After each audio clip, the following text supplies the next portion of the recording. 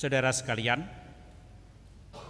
pada ayat 8 atau kalimat terakhir dari Injil Yohanes bab 15 yang tadi kita dengarkan, ditegaskan oleh Yesus sendiri, dalam hal inilah Bapa-Ku dipermuliakan, yaitu jika kamu berbuah banyak, dan dengan demikian kamu adalah murid-murid-Ku. Ini menjadi sebuah catatan penting bagi kita, tanda-tanda bahwa kita ini adalah murid Yesus. Yang pertama adalah memuliakan Allah.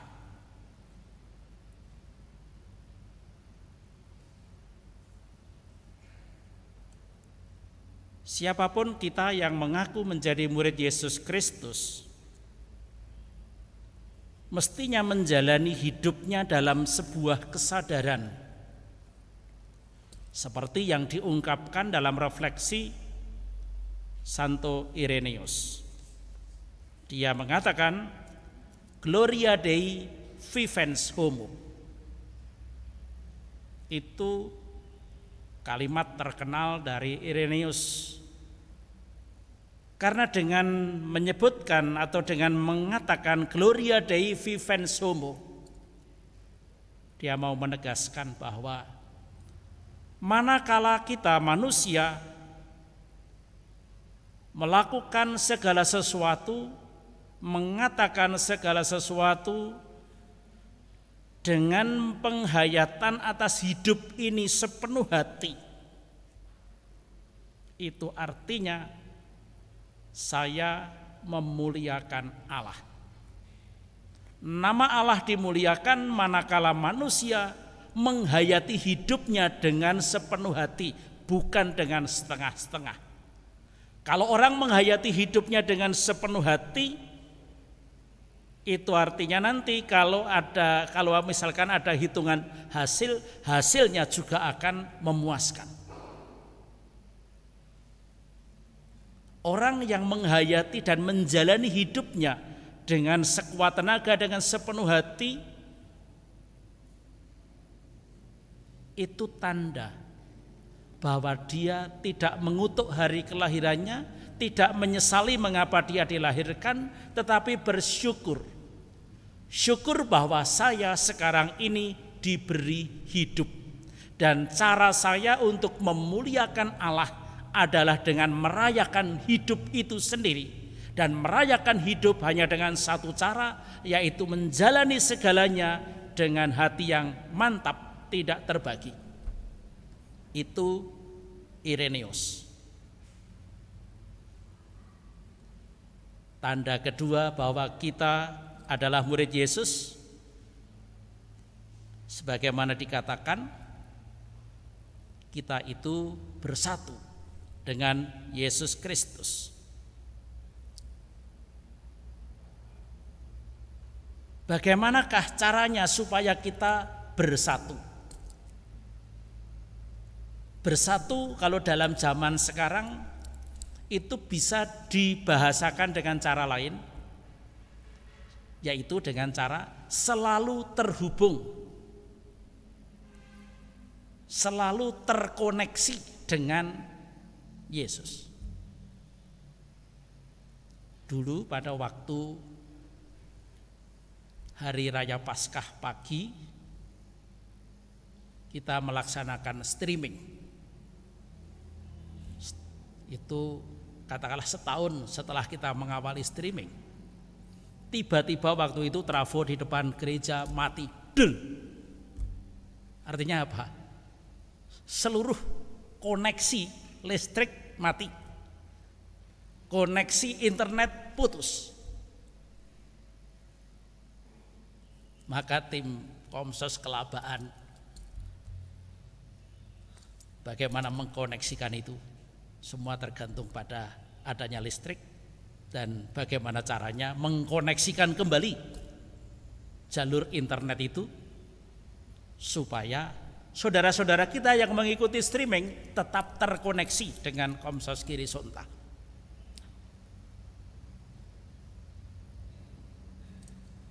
Itu hanya sebuah gambaran saja bahwa terkoneksi secara virtual itu penting dalam hidup kita sekarang. Dan itu menjadi sebuah gambaran yang paling baik untuk menunjukkan kebersatuan kita dengan Yesus Kristus dan menangkap apa yang dimaksudkan oleh Yesus, bahwa Yesuslah pokok anggur dan kita adalah ranting-rantingnya. Terkoneksi dengan Yesus. Caranya bagaimana?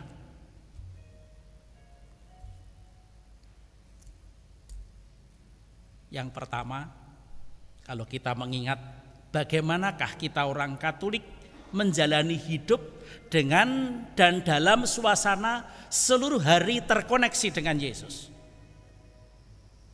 Satu, mengawali hari dengan sujud di hadirat Allah. Syukur bahwa saya diberi hidup hari ini. Pagi hari ini saya boleh bangun, boleh menghirup nafas baru setelah satu malam beristirahat, menimba kekuatan, menimba kesegaran, dan sekarang diberi hidup. Hidup yang sudah kita terima mulai pagi hari ini ingin kita persembahkan kepada Tuhan. Maka kita mohon, membangun niat. Tuhan, syukur atas hidup, atas nafas, atas pemandangan warna-warni dunia yang Kau berikan mulai pagi hari yang cerah ini. Aku ingin mengisi hari yang cerah ini dengan sebaik-baiknya dalam kesadaran untuk memuji dan memuliakan nama-Mu. Berkatilah aku, seluruh tutur kataku, tingkah lakuku, supaya segala sesuatu itu hanya punya satu tujuan, memuliakan nama-Mu di dalam hidupku, di dalam tutur kata dan perilakuku. Memulai hari dengan doa pendek seperti itu sudah cukup. Cukup untuk mewarnai sepanjang hari.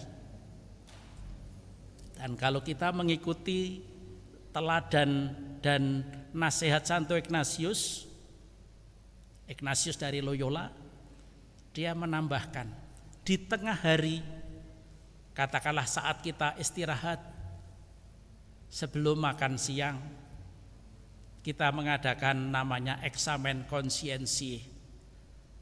Kita menengok kembali perjalanan setengah hari ini. Apakah sudah sesuai dengan niat pagi tadi?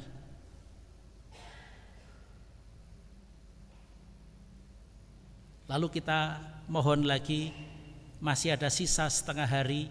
Andai kata yang pagi tadi ada hal-hal yang kurang berkenan di hati Tuhan, kita masih punya waktu, punya kesempatan untuk menata lagi, memperbaiki kembali. Artinya kalau ada kesalahan itu tidak fatal. Masih ada kesempatan setengah hari untuk meluruskan kembali ke jalan Allah. Kita jalani seluruh kegiatan duniawi, kerja, memasyarakat itu dengan sepenuh hati. Lalu kita hampir menutup perjalanan hari. Kita sampai pada setelah makan malam. Sebelum berangkat tidur, sekali lagi kita mengadakan refleksi.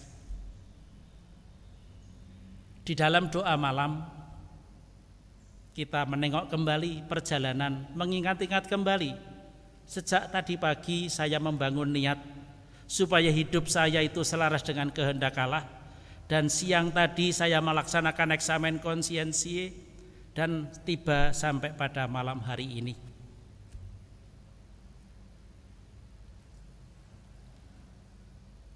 Entah salah atau benar, entah itu sepenuhnya berkenan pada Tuhan, atau mungkin ada satu dua yang masih kurang berkenan, kita sampaikan syukur kehadirat Allah. Masih diberi kesempatan untuk berpartisipasi di dalam karya penyelamatan Tuhan sepanjang 12 jam dari bangun sampai malam ini. Dengan mohon kehadirat Tuhan, Tuhan inilah yang dapat aku kerjakan sebagai murid Yesus. Berkatilah perjalanan hari ini dan berkatilah tidurku, supaya aku dapat memperbaiki apa yang masih kurang yang aku laksanakan hari ini, sehingga esok hari dapat bangun dengan sebuah semangat baru, dengan sebuah niat yang baru, tidak lagi mengulangi, tidak lagi jatuh ke dalam lubang-lubang yang lama. Begitulah irama hidup kita sepanjang hari terkoneksi dengan Yesus. Ada suasana doa, ada suasana refleksi, ada saat di mana kita juga mungkin menuliskan hal-hal yang penting di dalam suka duka irama rohani kita. Itu bersatu dengan Yesus, berada dalam semangat Yesus, selalu dalam kesadaran seperti halnya Yesus. Setiap saat meluangkan waktu untuk berdoa seorang diri. Kalau zaman itu dikatakan dalam Injil bahwa Yesus pagi-pagi benar memisahkan diri dari para rasulnya dan berdoa. Malam juga begitu. Sehingga ada penginjil yang mengatakan bahkan untuk beristirahat saja kurang, karena begitu banyaknya orang yang mau mendengarkan pengajaran Yesus. Saudara-saudara, itu indikasi kedua. Maka itu juga menjadi bahan kita sekarang ini. Apakah saya sebagai murid Yesus Kristus, sebagai orang Katolik, selalu berada dan terkoneksi dengan Yesus dengan cara yang begitu sederhana seperti tadi sudah saya aturkan? Kalau itu semua sudah dilakukan, dikatakan di sini, kamu akan berbuah banyak. Kalau kamu tinggal pada aku dan aku tinggal pada kamu, kamu akan menghasilkan banyak buah. Untuk dapat menghasilkan banyak buah, memang kita dalam hati tertentu tergantung dari lingkungan kita.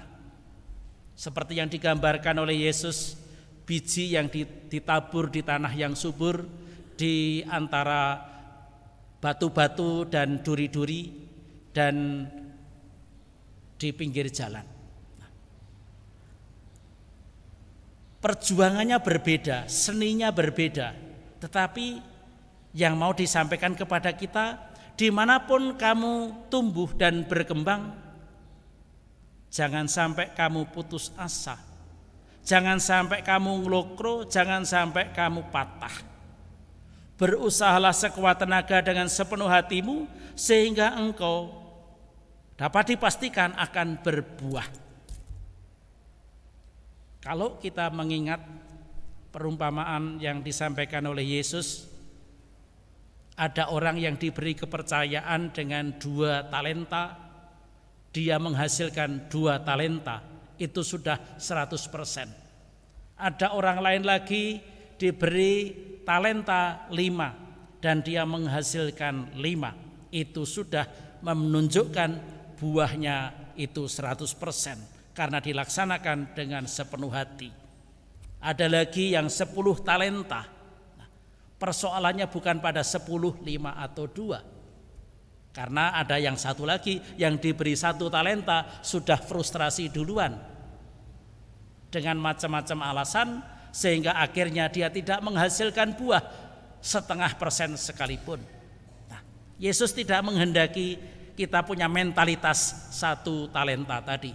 Yesus menghendaki kita punya mentalitas entah 2, entah 5, entah 10 talenta. Saudara-saudara, rupa-rupanya itulah yang terjadi pada gereja perdana. Kita catat pada ayat 31 dari Kisah bab 9 tadi. Selama beberapa waktu, jemaat di seluruh Yudea, Galilea dan Samaria berada dalam keadaan damai. Bukan hanya satu komunitas, tetapi minimal 3 komunitas, 3 kota atau 3 wilayah, Yudea, Galilea dan Samaria. Semuanya berada dalam keadaan damai. Apa artinya? Itu artinya mereka menghidupi ajaran Yesus sebagaimana direfleksikan oleh Yohanes tadi. Orang yang mengasihi bukan hanya dalam kata, tetapi dalam perbuatan. Lah, kalau kita mengasihi saudara kita ataupun bahkan musuh kita, bukan hanya dengan kata-kata tetapi juga dengan perbuatan, sudah dapat dipastikan, diprediksi bahwa hasilnya adalah ketentraman dan damai. Kita tidak menambah keributan di tengah dunia ini, tetapi justru meredam keributan itu dan mengubahnya menjadi damai. Jemaat itu dibangun dan hidup dalam takut akan Tuhan.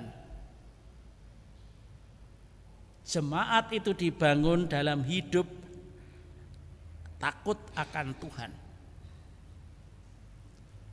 Takut akan Tuhan itu sebagaimana tadi sudah saya haturkan, ada dalam kesadaran memuliakan Allah dan selalu terkoneksi, selalu dalam kesadaran dan keterhubungan dengan Yesus sebagai pokok anggur.